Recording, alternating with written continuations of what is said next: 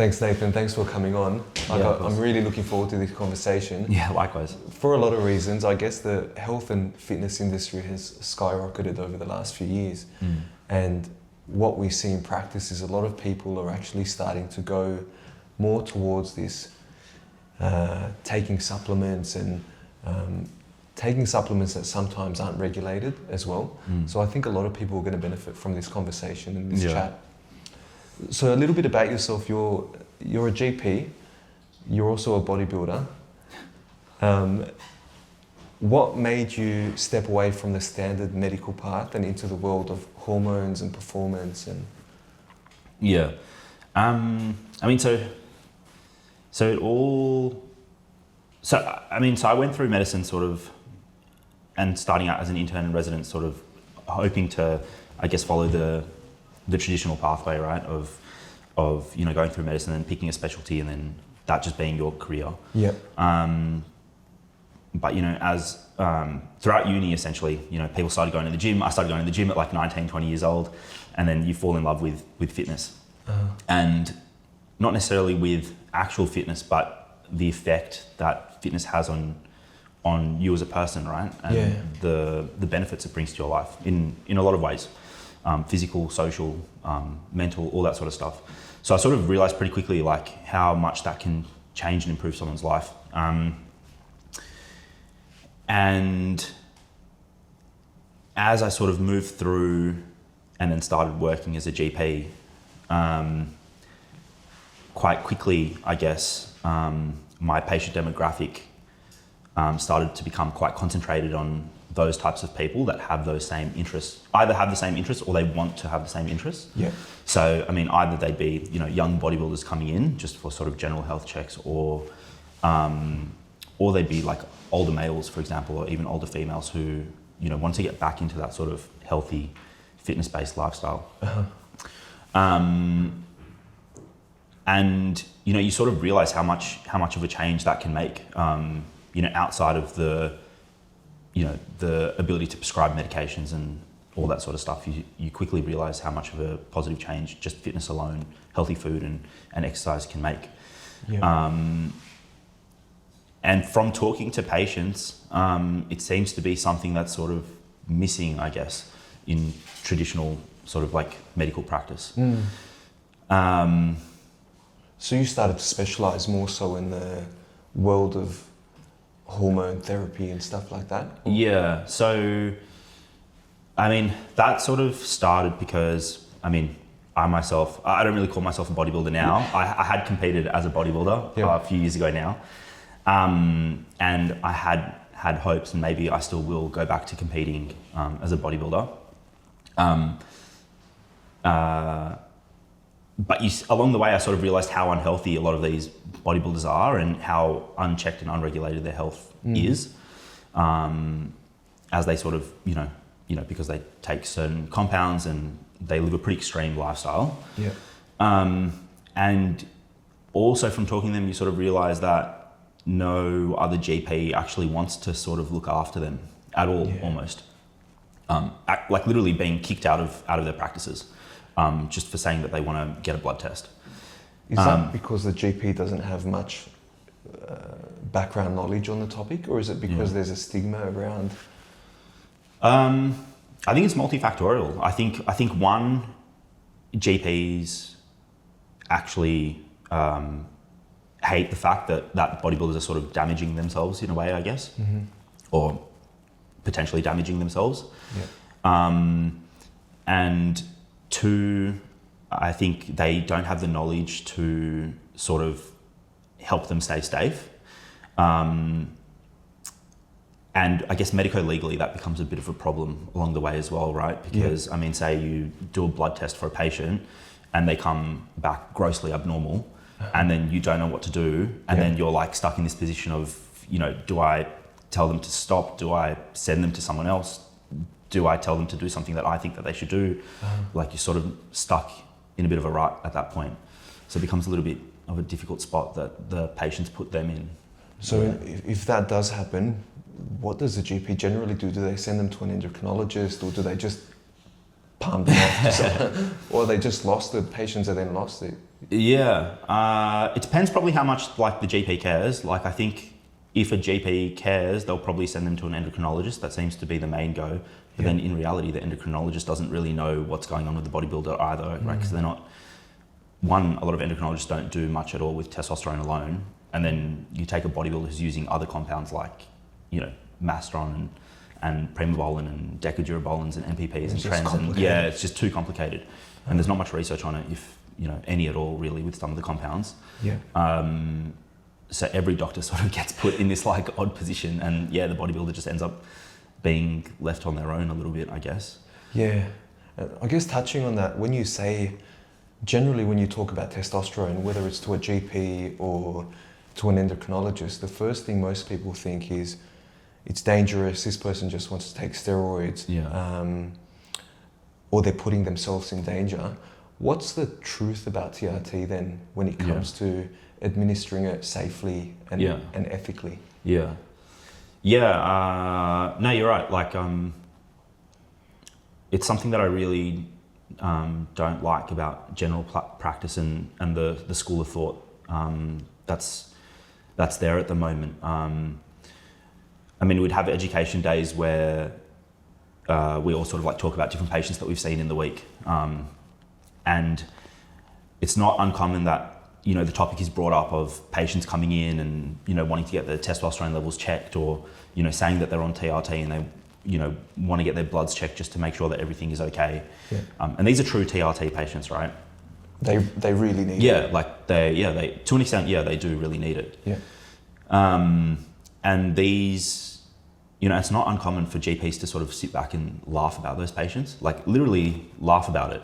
And then palm them off, like just sort of like, if we do these bloods, like I'm not liable for anything, and I'll send you to an endocrinologist at best. At worst it's like, I'm not seeing you, you can get out. I find that crazy. Yeah, it's pretty crazy. Yeah. So it's really sad. It's like really, really not uncommon. Yeah, because what are the symptoms of somebody that clinically needs TRT? They can be depressed, their mood can be affected. It's not just their sex drive. Energy levels. I guess it's weird, right? Because you've got females who are going through menopause and they've got all those sort of menopausal symptoms, which are actually not dissimilar from men going through, I guess, what can be called like andropause, right? The symptoms are, it's a huge list and very non-specific, and so it's really hard to pinpoint. And I think that a lot of mainstream GPs haven't had the exposure to those patients and realizing how much of a change TRT can actually create for those patients. And I think that's also why they sort of get palmed off. Like there's no formal education around it, right? At least not in Australia, at least not for GPs.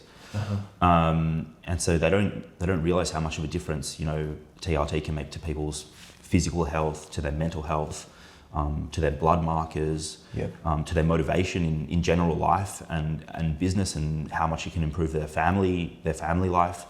I've heard it change people's lives incredibly. I have one patient who had crippling anxiety throughout his 20s and even 30s, I think, early 30s, to the point where he was living in his parents' basement and couldn't go outside. So he had social anxiety, crippling social anxiety. He got found to have low testosterone, got placed on a cream. This is just a cream, which usually does not have the same sort of benefit as injection for the most part. And he got placed on a simple cream, and now he's a multimillionaire who owns a medical devices company. People think that TRT is just for previous anabolic steroid users. It's for uneducated people who don't know better and they're just running a lot of risks. But I can count on a couple of hands like patients of mine who are on TRT and they're multi-millionaires. There you go. Some of the wealthiest people in Sydney. Well, there's a huge misconception. Misconception, yeah. There's police, there's firefighters, there's accountants. Obviously there's going to be personal trainers. That's a typical one, but really it's almost anyone and everyone. Like you can't pick it. Yeah. And all of this is well and good, but it has to be done in a very controlled manner, I imagine. Yeah, so I guess that becomes sort of like the issue. I think that's the other issue with TRT and like the bad rap that it gets in society. It's abused a lot of the time. Yeah, so I mean, it's abused for two reasons. One, I think patients trying to take advantage of the, it's almost sort of like an immature system that we have, I guess, when it comes to TRT in Australia. Because of the sort of like complex regulations and the lack of understanding by practitioners. So patients trying to take advantage of it. And two, I think the practitioners here are not educated about it, and they don't actually care about it as much as they should. Yeah. I mean, they're probably just doing it for the paycheck at the end of the day, right? Yeah. I mean, I was speaking to someone just a couple of nights ago, and he came from, I'm not going to name the clinic, but he came from another clinic under my care. And he was saying how essentially he would send through an email with his bloods and what he wanted as a script, and he wouldn't even have a consultation with the doctor, but they would still charge a doctor's fee. So it was a $240 fee for a consult that he never actually had. It's not even a consult. It's not even a consult. Just sends through his blood work, sends through what he wants. Which is probably just to cover themselves, in a sense. Yeah, in a sense, yeah. It's probably just to show proof that, you know, this patient is on TRT or he needs TRT, for example, right? Like he meets the threshold. And that's it. And then he gets his script within sort of like a week or two. Wow. Yeah. See, that was my next question. If somebody was to go and try and get this stuff, where are the main areas that they would go to try and source this sort of? Yeah, I mean, I guess there's only two real places, right, in Australia. So one is going to be underground. And it's not uncommon. Like there are a lot of people doing sort of self-prescribed TRT, and they manage it themselves. And I guess the other option is online TRT clinics, which some are difficult to get it prescribed, and some are not so difficult to get it prescribed. Eventually people get something from somewhere. Yeah. And then you've got, you know, other areas like endocrinologists or GPs sometimes can prescribe very low, somewhat ineffective doses and treatment. I guess that's sort of, you know, a small percentage though when it comes to the grand scheme of things. Yeah. So another question we hear a lot is, as soon as somebody again hears about testosterone, one of the biggest concerns is if somebody wants to have children. How big of an issue is this if, say, a male in their 20s walks in and wants to start taking testosterone because they're training quite a lot, they want to improve their performance and overall health? Yeah. How much of an impact is that going to make for them trying to conceive later on? Yeah. The way I see it is in general, and this is going to be a bit of a hot take depending on who you ask. Yep. So I'd consider myself not as conservative as say an endocrinologist or a GP in Australia, but not as sort of cowboyish as some of the practitioners in America. I'd like to say I'm somewhere in the middle. So in Australia in general, if fertility is an issue or a concern for someone, then it's usually considered a complete contraindication to TRT. So it's a big no-no. I think it's a contraindication, but in my view, it has to be taken in context. Yeah. So, for example, some patients who are in their early 20s or late 20s or early 30s who are yet to have a family, yet to even have a partner, they have, you know, such bad symptoms of low testosterone that sometimes it can actually impact their ability to, you know, find a partner or even keep a relationship, right? For whatever reason, like low libido or anxiety, depression, like we spoke about earlier, and so on and so forth. Sometimes even, you know, people with metabolic disease, for example, like they're fat, they have high cholesterol, they end up having very, very poor sperm quality anyway, right? And that can be a massive, massive issue to them having kids as well. And so essentially what I say is, even though fertility should be treated as a contraindication, if it's impacting the person's life so much that they feel like they can't even get to the point of, you know, somewhere down the line even having the chance of having a child, because of their symptoms, then I guess it can be sort of like a consideration to put on, right? Because at the end of the day, as much as you want to say testosterone negatively impacts fertility, there are ways to get around it. And there's good research on it now as well when it comes to, you know, PCT type medications like HCG and Clomid and so on and so forth, that show how well they sort of improve people's fertility. Okay.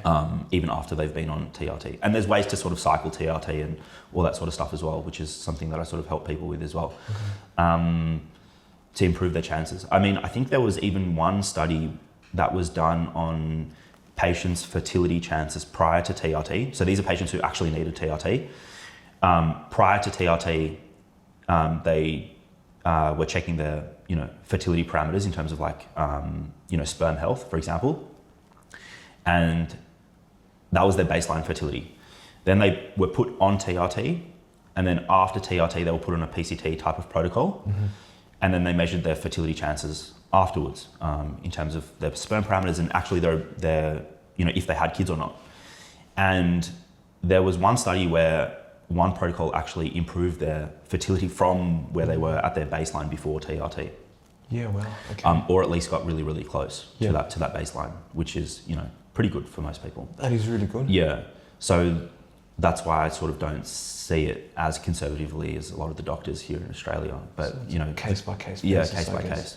And how many bodybuilders have you spoken to where they're like, yeah, I've got a family of, you know, 3-4 kids. Oh, you see it know all what I the mean? time. Yeah, exactly. Yeah. So, I mean, it's not just based on science. It's also sort of based on bro science, I guess, as well, right?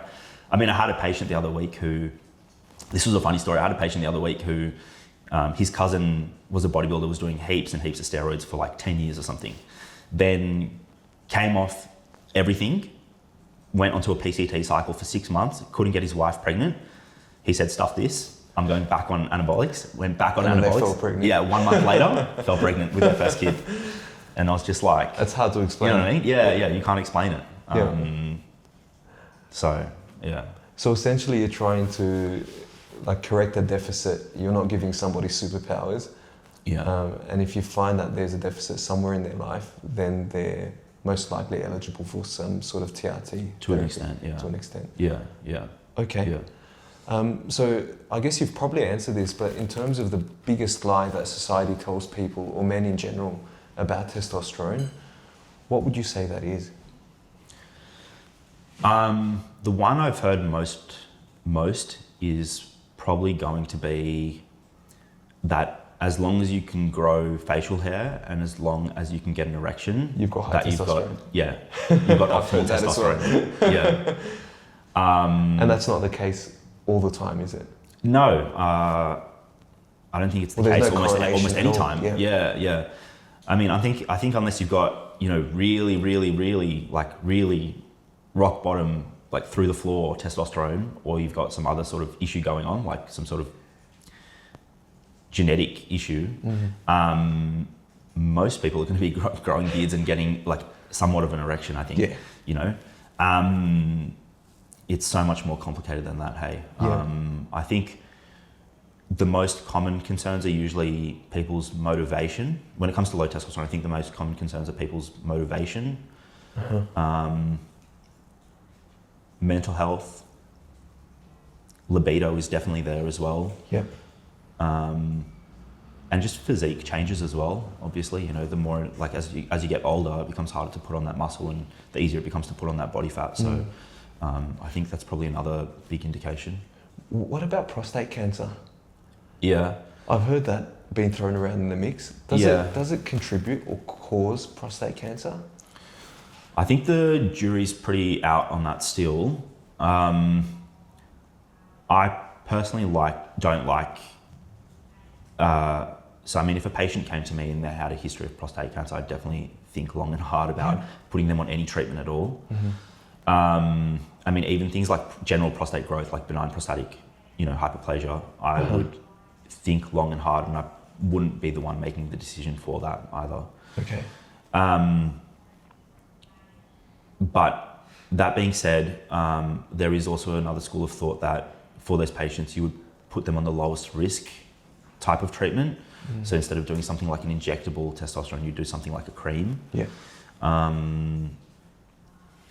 But again, I don't know that It's I not would feel completely, conclusive, feel comfortable with that. They have proven that extremely low levels of testosterone are more linked with prostate, are higher linked with, the incidence of prostate cancer.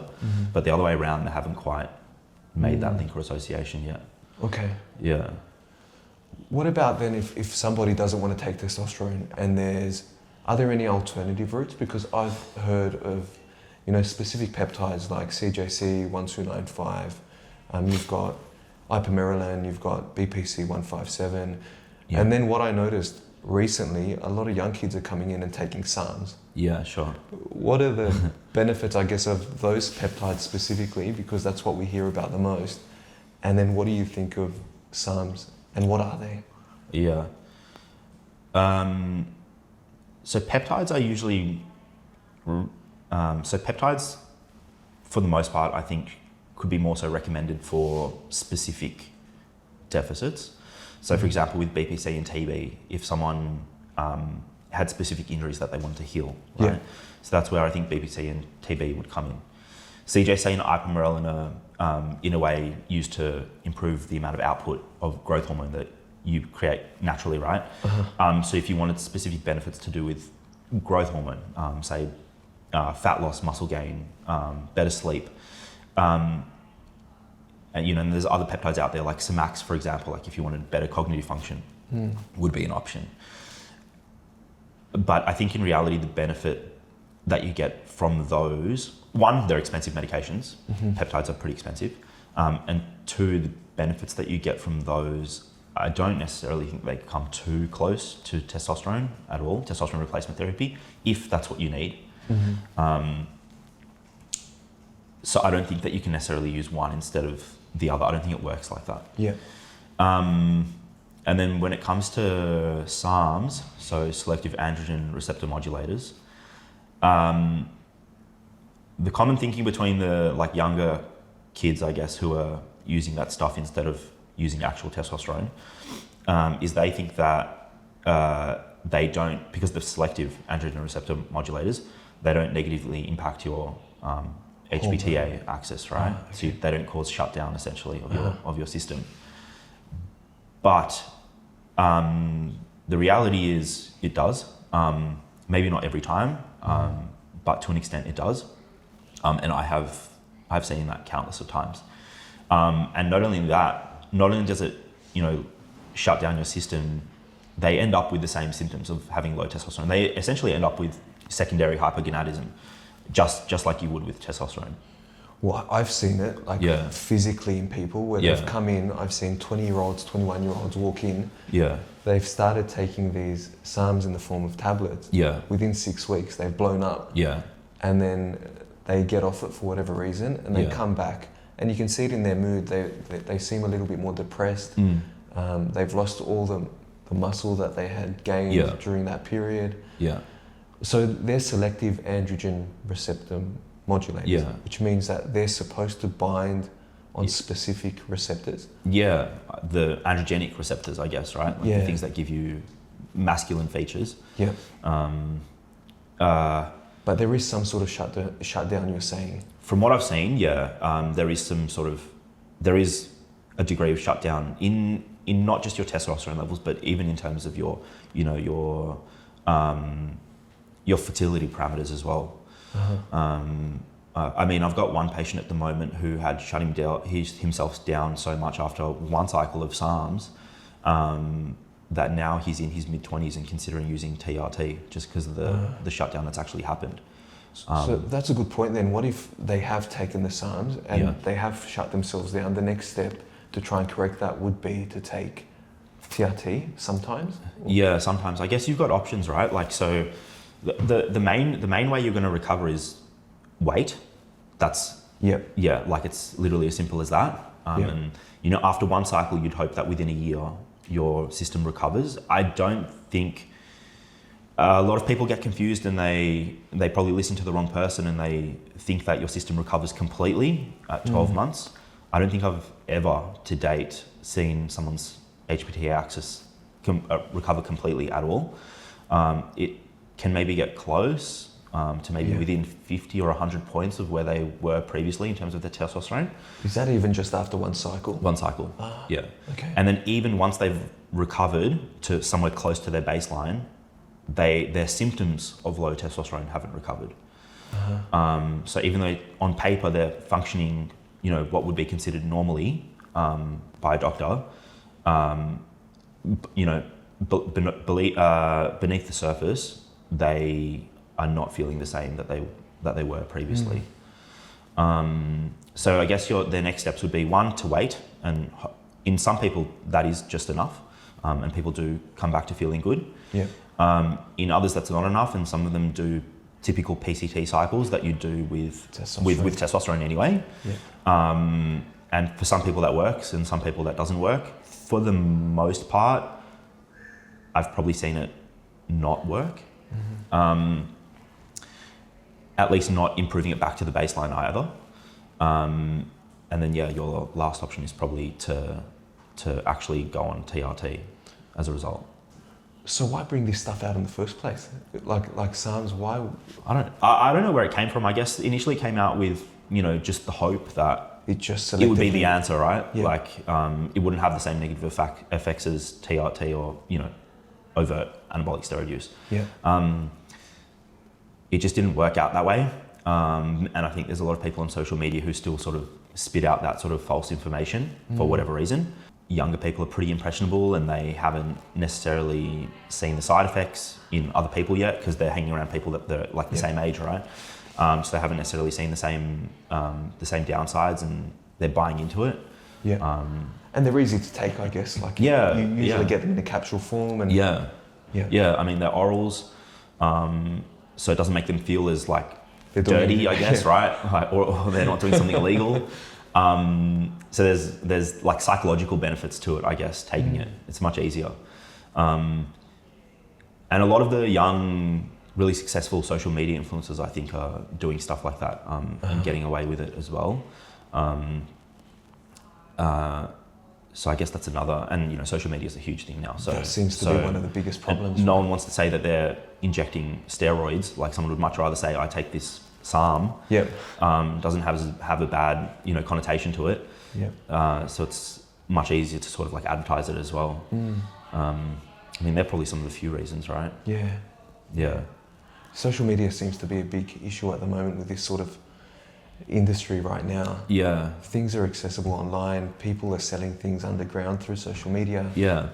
Don't know how they're getting away with it, but they're doing it. And for the younger generation, it's quite easy for them to jump online and send a message to someone and receive something in a few days. Yeah.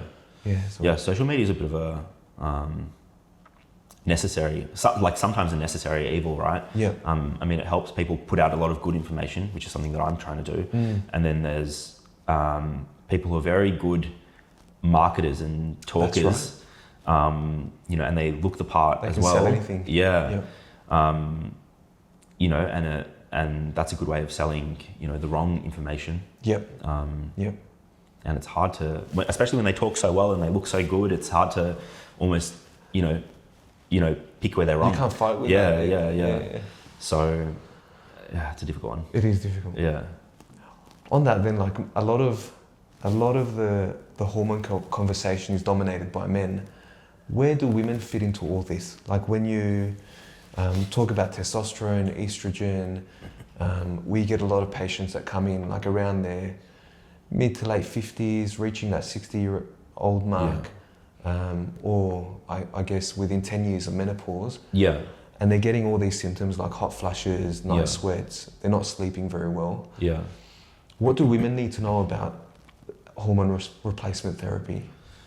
I think women are pretty well looked after for the most part these days. It doesn't seem to be as big of a stigma when it comes to women and these sorts of therapies for their symptoms. Yeah, I mean, I don't know how long hormone replacement therapy has been around for women, but it'd be some time now. Yeah. And there's known sort of potential risks associated with hormone replacement for women as well. To an extent, almost exactly the same potential side effects as men get with testosterone replacement therapy. Yeah.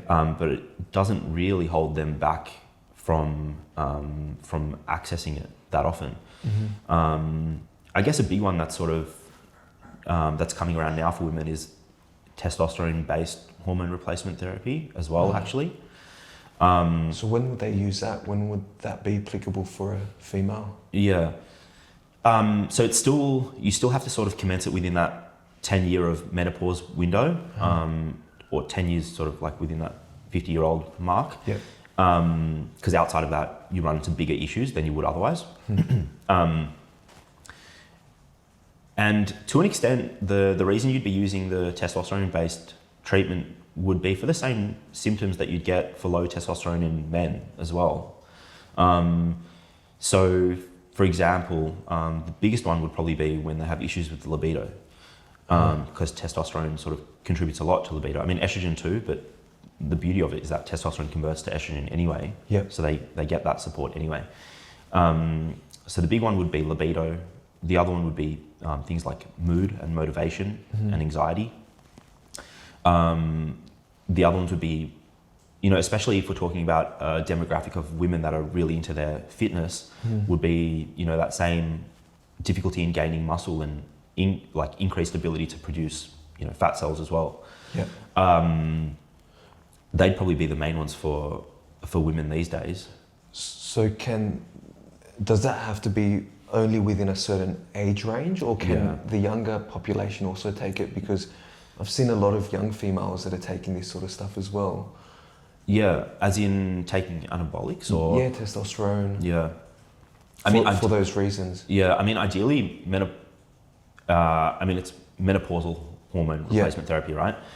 So ideally, it's only used for that population. I guess it's the same with men, right? So it's ideally being used for people who, one, have those symptoms, but two, have the numbers on paper to prove that they're actually going through that age-related change. And it usually happens around that age range. Yeah, so it's like when women so for menopause, right, it's where they get diagnosed with quite a high FSH level.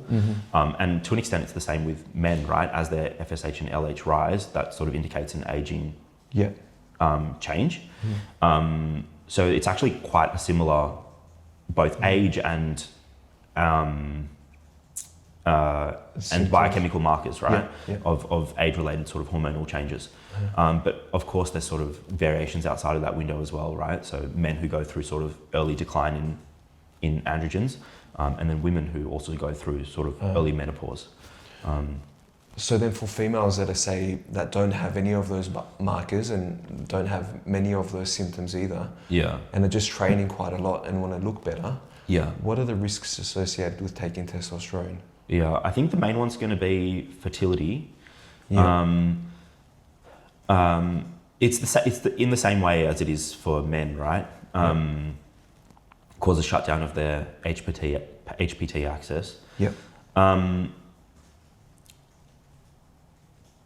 I don't actually know why, but for some reason I've seen quite a few women actually now who have other issues come from it. So I don't deal too much with women, but out of the women that I have seen who use anabolic steroids, the ones who start delving into the more hardcore side of anabolic steroid use with a lot of the injectables especially, I'm not sure why, but a couple of them have sort of come back with these sort of things that could indicate potential, malignancies. And I don't really know why that is, but it's made me super, super scared of being okay with the women using anabolic steroids. And I think for the most part, it's probably because of a hormonal imbalance. I mean, especially when it comes to, uterine cancers, or, essentially overgrowth of the uterine tissue, which happens due to excess hormones. And then you've got sort of breast cancers as well on the other hand as well, which is also sort of estrogen mediated. And I have a feeling it's potentially because of that. So, I mean, when it comes to menopausal hormonal replacement therapy for women, you use, especially if someone has their uterus, then you use a combination of estrogen and progesterone, right? And I don't know, but for example, my thinking is that in older women, especially as they use something like testosterone, especially if they use high doses, a lot of that converts to estrogen, and it's not opposed by any exogenous progesterone. And so you run that risk of developing something like, uterine cancer, essentially, like endometrial cancer. And then there's sort of the same thing happening with breast cancer as well. So you're seeing that mainly, the malignancies that you're talking about, have you seen that with the younger? I haven't seen that with younger people yet. Or mainly with the older? Mainly with older people, yeah. Okay. So specifically with patients that are nearing menopause or over menopause and still using anabolic steroids, and especially the injectable ones. So what's the alternative then if it's medically required or clinically required? Yeah. And say you don't want to, for whatever reason, the patient doesn't want to take this hormone replacement therapy. Yeah. Is there an alternative? With women? Yeah. So it'd probably be the same as with men, but better studied in women. So with women, if they don't want to take menopausal hormonal replacement therapy, hormonal replacement therapy, then there are non-hormonal options. For example, SSRIs get a really bad name for themselves in today's society, but they have been studied and proven really well to actually improve women's quality of life, whole quality of life, around that sort of menopause window. Oh, really? And that could be potentially like why GPs are so quick to jump to prescribing SSRIs for men who essentially have the same menopausal or andropausal symptoms. Yeah. I mean, it's almost as though they're going through midlife crises sometimes, right? With like depression, anxiety, and all sorts of other issues, right? And so hence GPs are quite quick to jump at the fact that they should use SSRIs. But I mean, I've had countless patients come to me who have managed to wean themselves off SSRIs while on testosterone replacement therapy.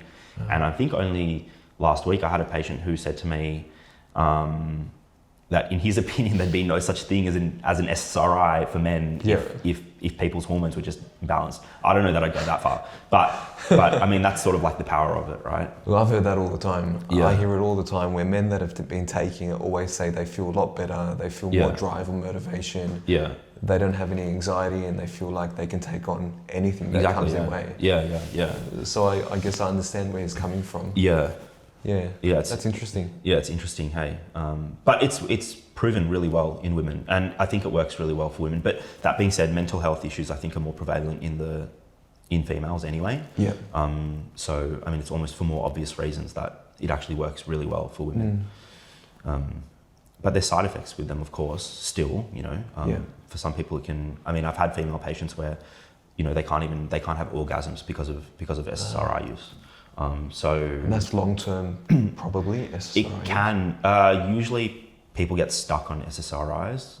It's hard to get off. Yeah, it becomes a little bit difficult to come off. It's possible, and some people do really well, but it's. I usually see people struggle with coming off. Yeah. And even the side effects. So a lot of people think that they're going to get side effects only in that early stage of coming onto the medication, but I have seen it have effect on people years and years down the line.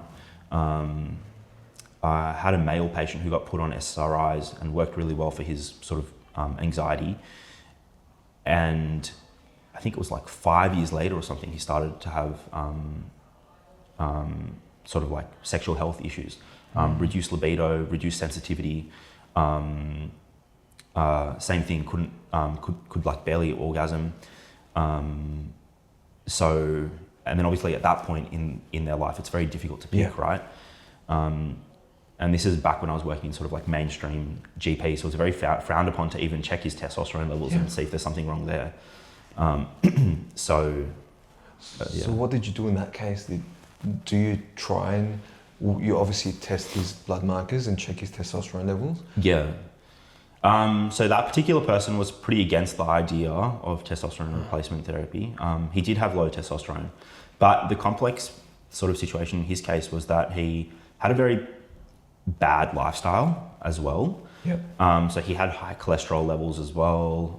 I mean, he had borderline diabetes as well. So there were a lot of factors I suspect that those were the factors that were contributing to, one, both his low testosterone levels, and 2, contributing to the symptoms like the libido and the sexual side effects he was getting as well. Yeah. So I mean, everyone thinks about cholesterol as causing issues in like creating plaque in the arteries of your heart, right? But it creates plaque everywhere. Yeah. And hence people with prolonged high cholesterol levels and cardiovascular disease have poor erectile quality. And same as diabetes, right? It causes changes in the sensitivity of your fingers and feet, but it can do that almost anywhere, right? Yeah. So to an extent, that's probably where his sensitivity issues were coming from. So on that then, how much of an influence does lifestyle have on testosterone levels? So things like sleep, recovery, diet. Yeah, I can't quantify it. I can't give you a number on saying, if you had 8 to 9 hours of sleep, it's going to improve your testosterone by this much, right? Yeah. I can't say that. But I think it's the first thing that people should be looking at. I think it's the first thing that people should be looking at. Though, to an extent, sometimes TRT can support that lifestyle change that's needed. And that's a difficult decision to make. And I think especially in Australia, that's a decision that's frowned upon. So they would say, make that lifestyle change first, then potentially consider TRT. Whereas, practitioners in America are probably a little bit more forward thinking, or cowboyish, depends on which way you want to look at it. And they say, take TRT and then that will support sort of, your motivation to have a better diet, your motivation to go to the gym, all those sort of things. So, it's a difficult decision to make, right? And to an extent, it depends on the trust you have of the patient as well, right? Because imagine you start them on TRT, they make no lifestyle change, and then the TRT actually makes things worse, right? And I think that's another place where the online clinics get it all wrong. They don't provide that sort of support that the patients need sometimes. Do you think we'll ever catch up to America, or should we get there at all? Is it changing, like the stereotype and the stigma here in Australia around this whole testosterone issue? So from what I've seen, I think society, like the Gen Pop, is catching up to Australia. So for example, like I'm sure you've seen a lot of people talk about TRT, right? Like it's a normal thing, right? Yeah, everyone's talking about it. Everyone's we get patients all the time that ask us if we would advise them to go and get their testosterone levels checked because they're feeling a particular way. So it's and that happened only, I guess, in the last 3 to 5 years, if that. I can imagine, I think it's as this whole sort of like COVID situation, and people have sort of like lost trust in the, the constructs of society, that they've sort of like realised how much is wrong with the system, I guess, if that's the way you want to say it. So I think Gen Pop is behind America, but catching up to America. From what I've seen, when it comes to medical practitioners and the regulations in Australia, I don't know that when or if we'll catch up to America, to be honest. It's an unfortunate one. It's a complicated one as well. Yeah, I haven't seen it. Well, look, you're obviously doing a lot in the space, and you're about to open up, or I'm not sure if you've launched already, a company that's dedicated on treating, diagnosing, and administering testosterone in an ethical way. Why did you feel the industry needed this? Is it because there's a lack of education out there at the moment, or what was your drive to go in this direction? Yeah, so... And tell us a little bit more about the company, if you wish to share. Sure. I mean, so the reason I sort of moved further into the men's health sort of side of things is, it's a long story, right? But my grandfather used to own one of the largest medical men's health businesses in Australia, if not the world, at one point. Oh wow, I didn't know that. So what was that? It was based on erectile dysfunction, essentially. So he was an obstetrician and gynecologist in Russia. And he was actually a professor, so he had lots of sort of innovations and stuff. That one person actually stole from him in Russia, and then he ended up becoming a professor as well through a project that he like essentially stole. But anyway, that's a separate story. So he was pretty innovative in the space, and very, very bullish when it came to creating a change for men's health. So much so that he got in a lot of trouble along the way. Yeah. But at the same time, a lot of people in the current men's health space have taken a lot of motivation from what he'd done and adapted it a little bit. And to an extent, I almost always thought that it was going to be like in my genes to sort of like carry on that sort of legacy, I guess. But I had not really thought of how that was going to happen until relatively recently, where I started piecing all the puzzles together.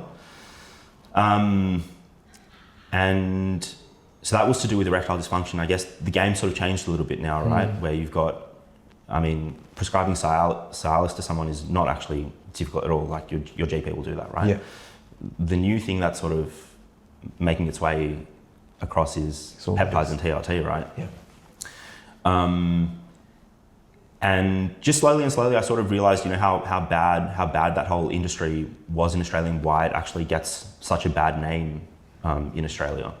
And so the whole goal of, you know, my career in this company that I've created with another business partner is to provide not the way I want to think about it is not providing TRT or being a men's health business. I wanted it to be a clinic where you help, where you provide general health support for a patient, just as a GP would essentially. Yeah. And if hormonal support happens to be something that is an issue for that patient, then I can provide them hormonal support as well. Whereas I think the way it's going at the moment is the other way around, where GPs provide general medical support. They don't even consider the hormonal side of things. Yeah. And then you've got online clinics that provide hormonal support and no shit hormonal support even at that, right? And then no medical support at all. And so you've got this patient who's stuck in the middle between, you know, a rock and a hard place essentially. And they end up in the middle of nowhere at the end of the day, right? They've got poor hormonal support. They've got a GP that doesn't support, you know, their endeavors, and, you know, and then they end up being stuck. Yeah. So essentially what I'm hoping to create is the absolute most holistic most complete care for a male patient. Yeah. Obviously females would hopefully come into it later. It's just not something that I want to specialize on right now. Yeah. But at the moment, at least with men's health, that's my goal. What's the missing link at the moment? Yeah. There's nothing like it that I know of here in Australia that does it the way that you're describing. No. And it just makes sense to have something like this. Yeah. I mean, on top of that, also, you know, it's an online clinic if you're interstate, right? But I work in an actual clinic. You can come and see me. You get a 30-minute consult. You know, I explain everything from your bloods to, you know, to how you're supposed to take medications. Yeah. Really the basics of what care is, right? Yeah. But no one seems to get it. Patients somehow, you know, they flick their results to an online TRT company, you get the prescription, and then the medication comes in 2 weeks and you're sort of like... What do you do? Yeah, like literally what is the next step? Like, do I drink it? Do I cook my chicken in it? Like they just get stuck by themselves and they have to watch a YouTube video to learn what they're doing. Yeah. And that's dangerous because a lot of people that are taking this stuff, it's the first time they've ever taken it. Exactly, yeah. So, I mean, no, I'm not even surprised that TRT gets a bad name in Australia for that reason. But I would love for that to change a little bit and start following the path of America, like in that way. Yeah. I definitely think a lot more people should know about this and should know about you. Are you up and running now? Like, can people make appointments with you? Is that... Yeah, so people can make appointments with me. I mean, obviously I've got an Instagram, so people can message me on Instagram. I get pretty busy on there, so sometimes I'm late to reply to messages. So they can, and there's a booking link on my Instagram as well, or they can just go on the website.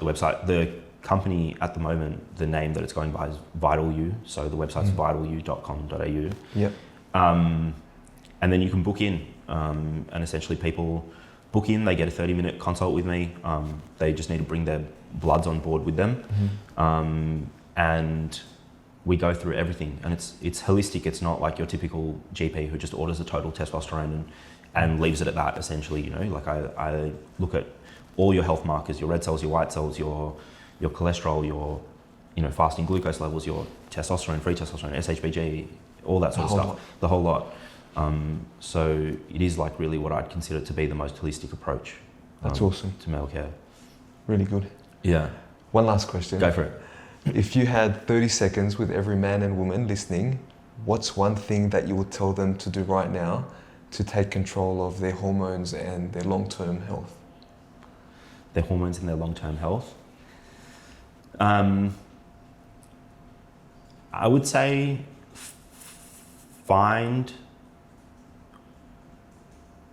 actually the main thing would be to lead a healthy lifestyle. Yep. Stop smoking, stop drinking, eat lots of fruit, eat lots of veg, high protein diet. That would be the main thing. And if I had to add in one more, I would say find someone who actually cares about you as a person, not just what they're reading from the papers of your blood test, and stick with them. But it has to be someone that you trust, that can sort of make that sort of change for you. Yep. They'd be the one or two most important things. Amazing. Yeah. Well, I think you're doing incredible things, Nathan, like I've said to you before, and I didn't know about your grandfather, but it sounds like you're going to carry on his legacy quite well. Yeah, I hope so. I hope so. One day. Awesome. Thank you. Appreciate it. Thanks.